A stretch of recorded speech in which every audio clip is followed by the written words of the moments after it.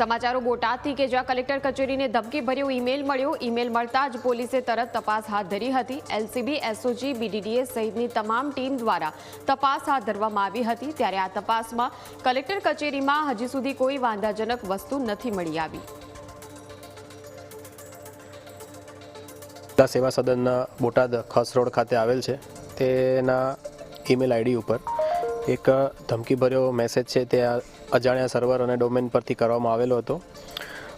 આ મેસેજને ધ્યાને લઈ અને બોટાદ જિલ્લા પોલીસને જાણ થતાં બોટાદ જિલ્લા પોલીસની એસઓજી, બીડીડીએસની ટીમ તથા સાયબરની ટીમ આવી અને આ જે ઈમેલ છે તે કયા રીતે કરવામાં આવ્યો છે તેની તપાસ કરી હતી અને સંપૂર્ણ જે બિલ્ડિંગ છે તેને એએસ ચેક અને સેબોટેજ ચેક પણ કરવામાં આવ્યું હતું.